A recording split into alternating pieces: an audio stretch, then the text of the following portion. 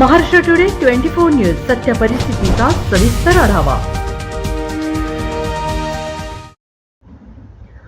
अनुसूचित जातींच्या प्रगतीचा निधी महाराष्ट्र शासनाने दुसरीकडे वळवल्याने शासन निर्णय रद्द करण्याची रिपब्लिकन सेनेची मागणी। महाराष्ट्र शासनाने बौद्ध तथा अनुसूचित जाती जमातींच्या प्रगतीसाठी जो हक्काचा निधी आहे तो वर्तमान महाराष्ट्र शासनाने वारकरी महामंडळ तथा मुख्यमंत्री तीर्थदर्शन योजना राबवण्यासाठी वळविला आहे। म्हणून रिपब्लिकन सेनेचे राज्य उपाध्यक्ष विजय वाकोडे यांनी परभणी जिल्हाधिकाऱ्यांमार्फत महाराष्ट्राचे मुख्यमंत्री एकनाथ शिंदे यांना निवेदन देऊन हा निधी फक्त बौद्ध तथा अनुसूचित जाती जमातीच्या प्रगतीसाठीच वापरण्यात यावा अशी मागणी केली आहे। मागणी मान्य न झाल्यास महाराष्ट्रभर शासनाचा हा निर्णय रद्द होत नाही तोपर्यंत आंदोलन करण्यात येईल असे नमूद केले आहे। या प्रसंगी रिपब्लिकन सेनेचे राज्य उपाध्यक्ष विजय वाकोडे, आशिष वाकोडे, राहुल घनसावंत, निलेश डुमणे, विश्वजित वाघमारे, गौतम खिल्लारे, सुमेध कांबळे आदी उपस्थित होते।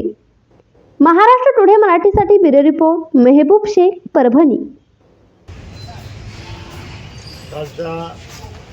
14 तारखेला राज्य सरकारने 2 GR काढले आणि त्या GRमध्ये सामाजिक न्याय विभागाचा हा निधी हा वारकऱ्यांसाठी आणि तीर्थस्थानासाठी हा वळवण्यात आला।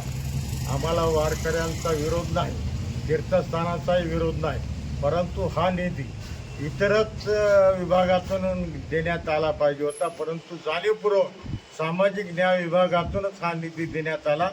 आज मागासवर्गीयाची शिष्यवृत्ती, ओबीसीची शिष्यवृत्ती अनेक प्रश्न प्रलंबित आहे।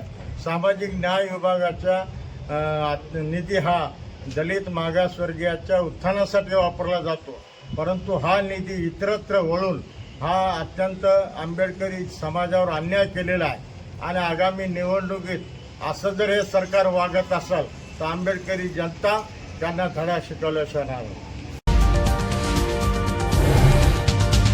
आजच महाराष्ट्र टुडे 24 न्यूजला सबस्क्राईब करा आणि सत्य परिस्थितीचा सविस्तर आढावा पहा।